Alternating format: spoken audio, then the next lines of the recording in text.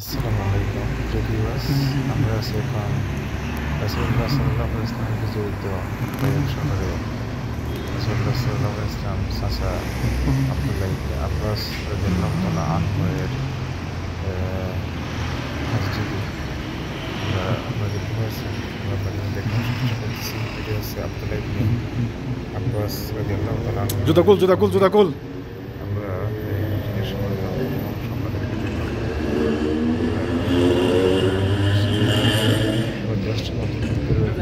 কিছু অংশ বিশেষ আপনাদেরকে আমরা দেখানোর চেষ্টা করতেছি।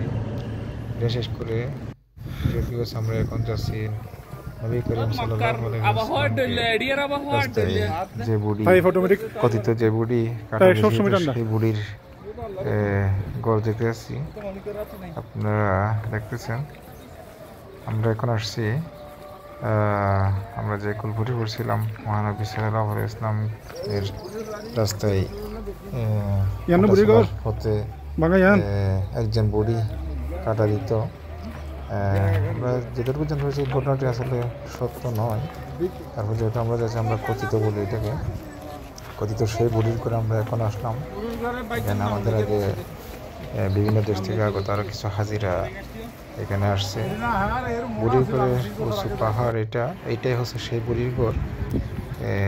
এটা হচ্ছে সেই বুড়ির ঘর। এই ঘরে বুড়ি থাকতেন। এই ঘরের নিচেই আছে নবী করিম সাল্লাল্লাহু আলাইহি ওয়াসাল্লামের একটি মসজিদ। এটি হচ্ছে সেই বুড়ির ঘর। এখন অবশ্যই জরাজীর্ণভাবে আছে। সেই ইসলামপুর যুগে নবী করিম সাল্লাল্লাহু আলাইহি ওয়াসাল্লাম এর চলাচলের রাস্তায় কাটা বিছিয়ে দেয় বুড়ি এবং বুড়ি একদিন যখন অসুস্থ হলো নবী করিম সাল্লাল্লাহু আলাইহি ওয়াসাল্লাম বুড়িকে দেখতে না পেয়ে সেই বুড়িকে দেখতে গিয়েছিলেন।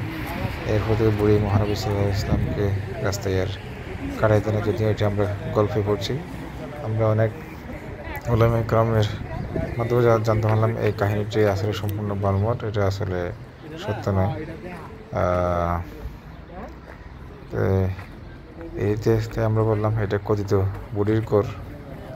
আপনারা দেখতেছেন সেই বুড়ির ঘরকে এখন এক প্রকার জরাজীর্ণভাবে রাখা হয়েছে। হয়তো সৌদি সরকার এটা সময় সময় সংস্কার করে, যেহেতু বিভিন্ন দেশ থেকে আগত হাজিরা এখানে আসে। আর এটা হচ্ছে তাইফের পাহাড় দেখতেছেন, এটি হচ্ছে তাইফের বুড়ির ঘরের আশেপাশে যে শহরের ঘরগুলো আছে এগুলো। তবে এখানকার আবহাওয়াটা খুব ঠান্ডা। আপনার মক্কার আবহাওয়ার যদি গরম থাকে, তাইফের আবহাওয়া সবসময় একটু শীতল অবস্থায় থাকে। আপনারা যারা সৌদি আরব মক্কায় উমরা বা হজ করতে আসবেন তারা যদি তাইফে আসেন অবশ্যই শীতের কাপড় নিয়ে আসবেন। প্রিভিয়াস আমরা বুড়ির ঘরের থেকে নেমে শেষ করে আমরা তাইফ থেকে চলে আসছি। তাইফের সেই পাহাড়ি আঁকাবাঁকা রাস্তার রাতের দৃশ্যটা আমরা আপনাদেরকে দেখানোর চেষ্টা করতেছি। প্রিয় ভিউয়ার্স, এটি হচ্ছে আমাদের আসলে প্রথম পর্ব। আমরা তাইফের ভ্রমণটাকে কয়েকটি পর্বে আমরা ভাগ করবো। এটা হচ্ছে তাইফের পাহাড়ি রাস্তা, খুব সৌন্দর্য আসলে অপরূপ সৌন্দর্যের ঘেরা সেই পাহাড়ি রাস্তার রাতের দৃশ্য। আমাদের পরবর্তী ভিডিওতে আমরা এই তাইফের পাহাড়ি রাস্তাটার দিনের দৃশ্যটা আমরা যতটুকু ধারণ করছি সেটা আপনাদেরকে পরবর্তী ভিডিওতে আমরা দিয়ে দেবো। পরবর্তী ভিডিওতে আমরা পুনরায় বুড়ির ঘর এবং বুড়ির ঘর নিচে নবী করিম সাল্লাল্লাহু আলাইহি ওয়াসাল্লামের যে মসজিদ আছে সেটি এবং মসজিদ ইবনে আব্বাসের আরও কিছু অংশ বিশেষ আমরা এই পরবর্তী ভিডিওতে নিয়ে আসবো। এবং এই তাইফের পাহাড়ি রাস্তার দিনের দৃশ্যটা আমরা আপনাদেরকে দেখানোর চেষ্টা করব।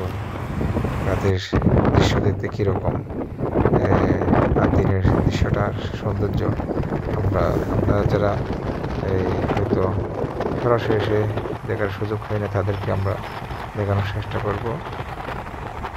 তারপর আমরা চেষ্টা করবো তাইফের আরেকটা তৃতীয় পর্ব করার জন্য, যেখানে আমরা তাইফের রুদ্দাফ সিটি অর্থাৎ রুদ্দাফ বিনোদন পার্ক যেটা আছে সেই বিনোদন পার্ক নিয়ে আরেকটা ভিডিও আমরা আপনাদেরকে দেওয়ার চেষ্টা করবো।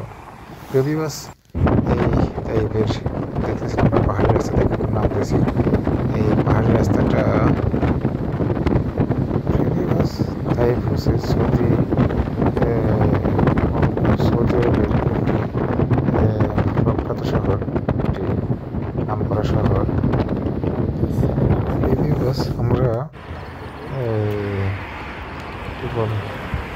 কিভাবে কেটে জানতে পারলাম তাইপের এই পাহাড়ি রাস্তার উচ্চতা হচ্ছে 6115 ফিট।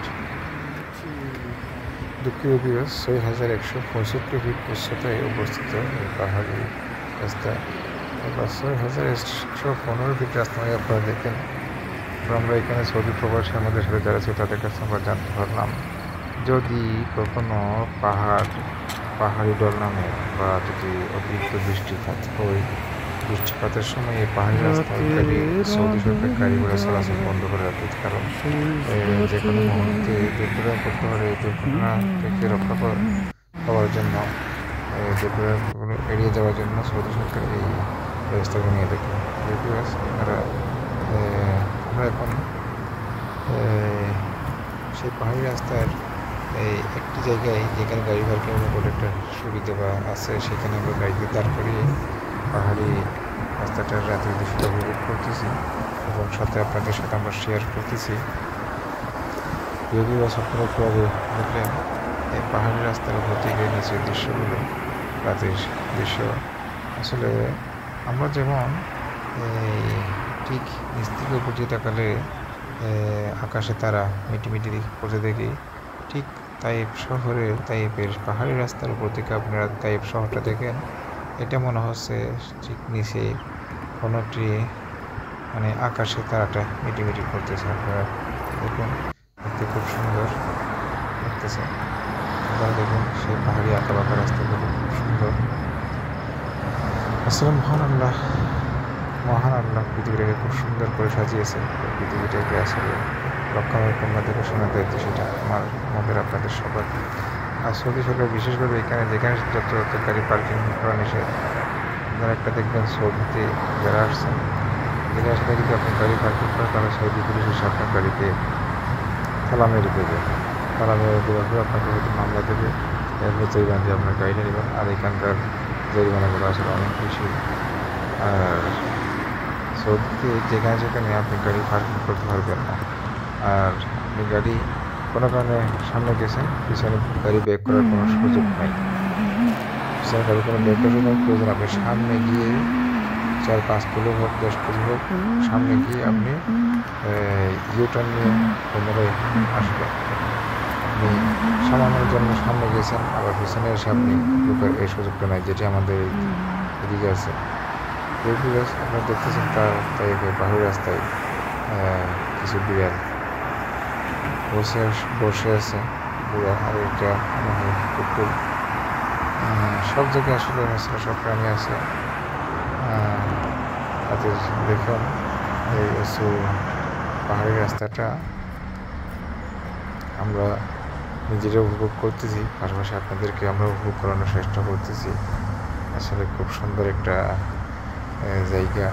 নবী করিম সাল্লাল্লাহু আলাইহি ওয়াসাল্লাম স্মৃতি বিজড়িত এই তাইফবাসী মহানবী সাল্লাল্লাহু আলাইহি ওয়াসাল্লামকে প্রচুর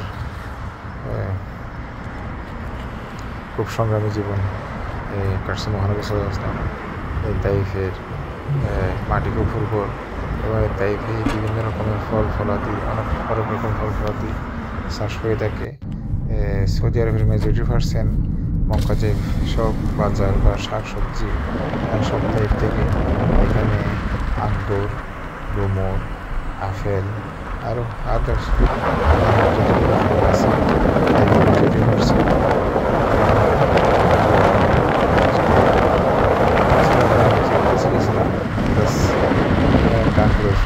বাগান আছে, আমরা সেগুলো দেখি। যারা গুগলে যদি লেখেন হয়তো এক একটা আপনার ইতিহাস আসলে জানতে পারবেন। আসলে আমাদের এখানে সংক্ষেপে ব্লগের মধ্যে আসলে সব কিছু আসলে আমাদের পক্ষে শেয়ার করা সম্ভব না। আর আজকে আমার সাথে আমার সবার সঙ্গে আমার প্রিয় বন্ধু বাংলাদেশ থেকে আগত বিশিষ্ট ব্যবসায়ী জনাব আব্দুল্লাহ আল মামুন ছিলেন। আমরা আজকে 2 বন্ধু তাইফ ঘুরে এখন আমরা মক্কার উদ্দেশ্যে রওনা দিছি। আমরা এখনো তাইফের পাহাড়ি রাস্তায় আছি। আসলে এটা একটু কিছু বললাম, উচ্চতা হচ্ছে 6165 ফুট। মানে বুঝেন তো এটার উচ্চতা কতটুকু হয়। প্রিয় ভিউয়ার্স, আমরা এখনো তাইফের পাহাড়ি রাস্তা থেকে নামতে আছি আমাদের গাড়ি নামতে আছে। প্রায় এখান থেকে নামতে মনে হয় আমাদের মিনিমাম আধা ঘন্টা বা 1 ঘন্টা মতো লেগে যায়। এত মানে রাস্তা, আঁকা বাঁকা রাস্তা। ভিউয়ার্স, আপনারা দেখতেছেন খুব সুন্দর পাহাড়ি আঁকা বাঁকা রাস্তা তাইফের।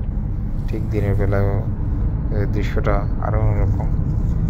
ভিউয়ার্স, মজার ব্যাপার হচ্ছে সৌদি সরকার এখন সেই নিচ থেকে এখন তাইফের পাহাড়ি রাস্তা গাড়ি চলাচলের ব্যবস্থা, দ্বিতীয়ত হচ্ছে কেবল রাইটের ব্যবস্থা অলরেডি করে ফেলছে।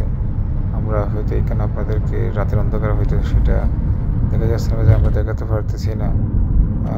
আমাদের দিনের বেলা যে ভিডিওটা সেখানে আমরা অবশ্যই একটা কেবল রাইডের ভিডিও আমরা নিতে সক্ষম হয়েছি। আমরা আপনাদেরকে দিনের বেলা যে ব্লগটা নিয়ে আসবো আপনাদের সামনে, সেই ব্লগে আমরা কেবল রাইডের ভিডিওটা আনার চেষ্টা করবো। প্রিয় ভিউয়ার্স, আমরা আসলে রাস্তা শেষ করছেন, আপনারা দেখতেছেন। রাস্তা শেষ করার মতো না। আর এত সুন্দর শহর সে যেতে মনে চাই না, তারপর তো যেতে হবে নিজ গন্তব্যস্থলে। এটাই তো আসলে পরিবেশ নিয়ম। ভিউয়ার্স, আমরা যে গাড়ি নিয়ে তাইফ শহরে আসছি, সেই ড্রাইভারটাও আমাদের বাংলাদেশের একজন প্রবাসী ভাই। আপনারা যারা মক্কা থেকে তাইফ আসবেন, আপনারা যারা রিজার্ভ করে থাকেন, 400 থেকে 500 বা 600 এরকম ভাড়া নিতে পারেন। তবে আপনারা এখানে একটা সতর্কতা হচ্ছে, আপনারা ড্রাইভারের সাথে কন্ট্যাক্ট করবেন, বলবো যে আপনাদেরকে যেন পাহাড়ি রাস্তা দিয়ে আনবে। যেটা ভেঙে না নেন, আপনাদের কোনো ড্রাইভারের ঠকাবেন। ঠকাবে বলতে আপনাদেরকে অন্য জায়গায় প্রায় 40 কিলোমিটার দূর থেকে আনবে। আপনাদের পাহাড়ি রাস্তার দিনের দৃশ্যটা দেখাবে না, জাস্ট রাতের দৃশ্যটা হয়তো দেখাবে।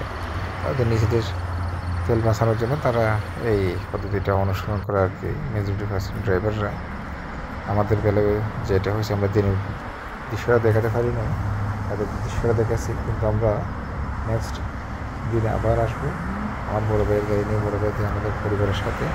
তখন আমরা অবশ্যই আপনাদেরকে এই পাহাড়ি রাস্তার দিনের দৃশ্যটা অবশ্যই ইনশাল্লাহ আমরা আপনাদের সাথে শেয়ার করবো। তখন আমরা মতিদ্বীপ ক্যাম্পাসের আর একটু ভালো করে দেখানোর চেষ্টা করবো। আর আমরা তাই উত্তর সিটিতে আপনাদেরকে দেখাবো ইনশাল্লাহ। ভিউয়ার্স, আজকে ব্লগ আমরা তাই সিটি পর্বটা এখানে শেষ করতে যাচ্ছি। আমাদের আজকের পর্ব আমরা এখানে শেষ করবো ইনশাল্লাহ। তাই পর্ব আপনাদের সাথে খুব শীঘ্রই ইনশাল্লাহ আসবো। আসসালামু আলাইকুম।